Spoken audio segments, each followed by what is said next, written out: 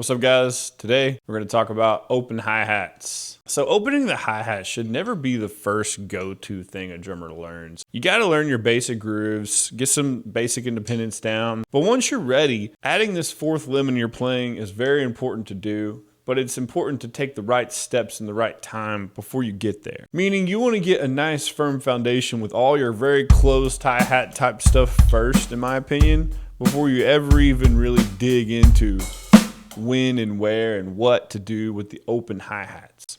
So the hi-hat itself is a big conversation because there's lots of different things we can do. Sometimes we can just use our foot to keep time. Sometimes we can keep time while playing the ride cymbal. And this scares drummers because technically that's referred to as four-way independence. Really complicated and scary, right? In general, you don't have to start out using the foot for that reason. Another reason why you can use the foot is to keep time while you're trying to do something else around the drum. Maybe more like eighth notes.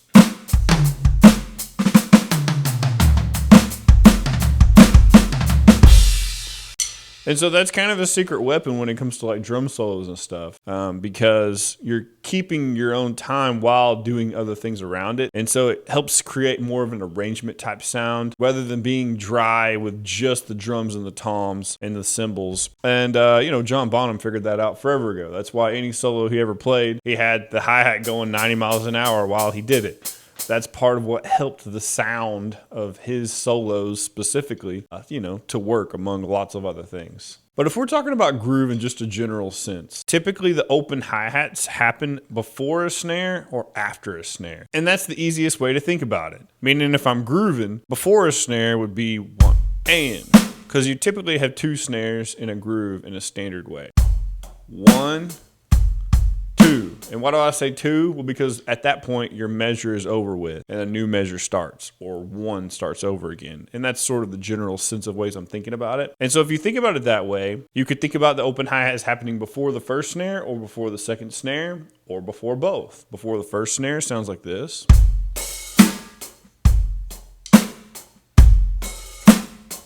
Before the second snare.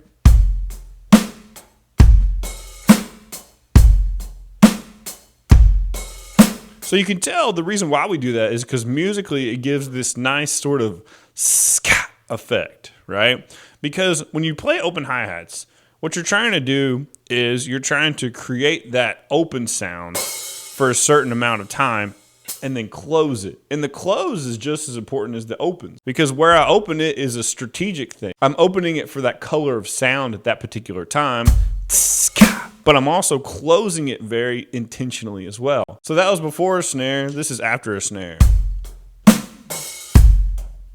Now this mostly happens after the second snare, not the first snare of a measure. 2, 3, 4. So that right there is the most popular placement for open hi-hats almost all the time. Technically that's called the and of 4, right? Because if we're on the fourth beat, 1, 2, 3, 4, and.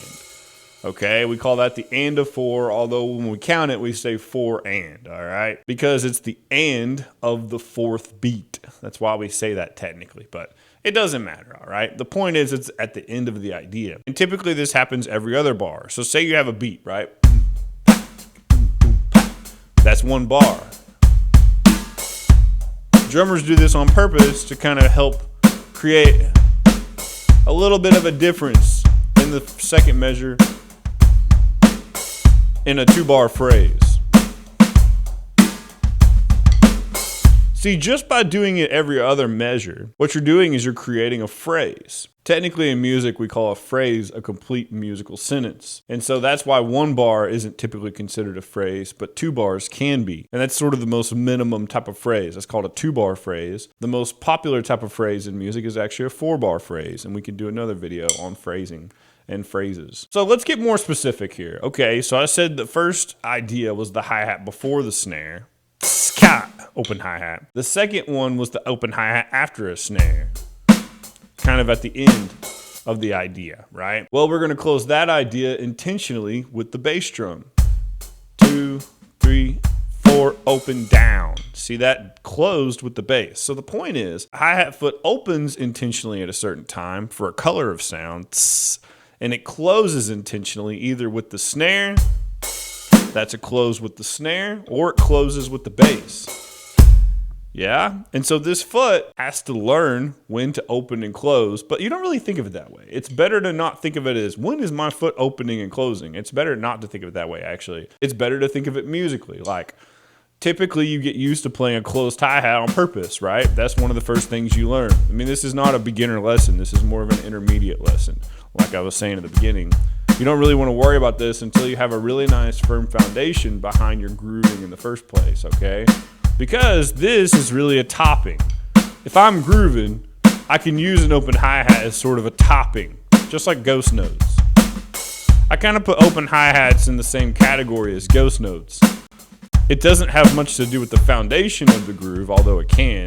It's more of a topping, all right? This is some sprinkles. Meaning I don't necessarily have to have it there, but it's interesting, you know? And you can kind of abuse this, of course, but, drummers use it tastefully. We use it, it's either part of the DNA of the groove itself, so sometimes you need it for the groove to work.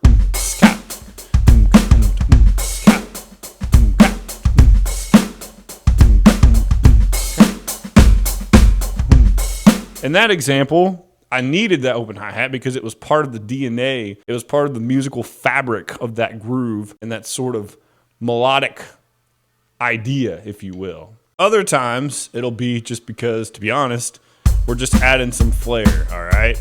Some songs, you keep it 4 on the floor, you keep it rolling, and you get bored and you just want to add some flair.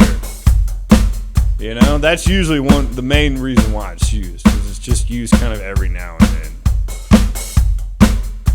So those are the two main reasons why it's used. It's either part of the groove and you hear it every single time, or every 2 bars as part of the groove, or it's just something that we throw in there.